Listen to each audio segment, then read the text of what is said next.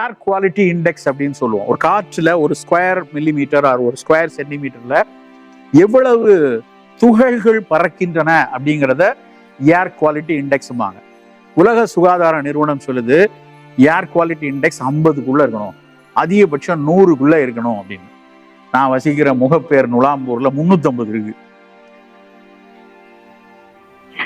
ஆனாலும் பரவாயில்ல, இந்தியாவினுடைய தலைநகரத்தில் சில இடங்கள்ல 800 900 இருக்கு ஏர் குவாலிட்டி இண்டெக்ஸ். சரி, ஏர் குவாலிட்டி இண்டெக்ஸ் நான் 30 ஆண்டுகளுக்கு முன்னாடி சித்த மருத்துவம் படித்து கொண்டிருக்கும் போது ஏர் குவாலிட்டி இண்டெக்ஸ்ல இந்த மாதிரிலாம் துகள் இருந்தா என்னையா வரும் அப்படின்னு கேட்டாங்கன்னா தும்மல் வரும் அப்படிம்போம். நிறைய தும்மல் வரும், கொஞ்சம் வீசிங் வரும், சில பேருக்கு அரிப்பு வரும், தடிப்பு வரும், எக்ஸிமா வரும், ஈஸ்னோஃபீலியா வரும், ஆஸ்துமா வரும், அட்டோபி வரும். இவ்வளவுதான் தெரிஞ்சது. ஆனால் இன்னைக்கு என்ன சொல்றாங்க தெரியுமா? ஏர் குவாலிட்டி இண்டெக்ஸ் கூடனா பார்க்கின்சோனிசம் வருங்கிறான், டயபெட்டிக் வருங்கிறான், கேன்சரில் சில நோய்கள் வரலாம் என்று சொல்றான்.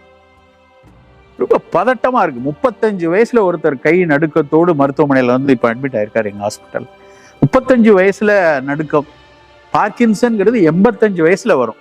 அது ஒரு முதுமையின் நடுக்கமாக, அதை ஒரு அழகியலாக கூட பார்க்கலாம், தப்பே இல்லை.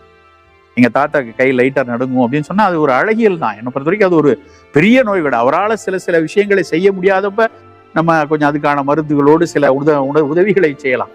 ஆனா ஒரு 35 வயது இளைஞன் கை பதறுகிறது, நடுக்கமாகிறது, ஒரு விஷயத்தை பேனாவை பிடிக்க முடியல, என்னுடைய கையெழுத்து கிறுக்கலாகுது, மிக நுண்ணிய எழுத்தாக மாறுகிறது என்பதை இயல்பாக எடுத்துக்கொள்ள முடியாது நண்பர்களே. அவருக்கு யார் கொடுத்தாங்க? ஏன் அவருடைய மூளையிலிருந்து வந்து டோபமைன் குறைவா வருது?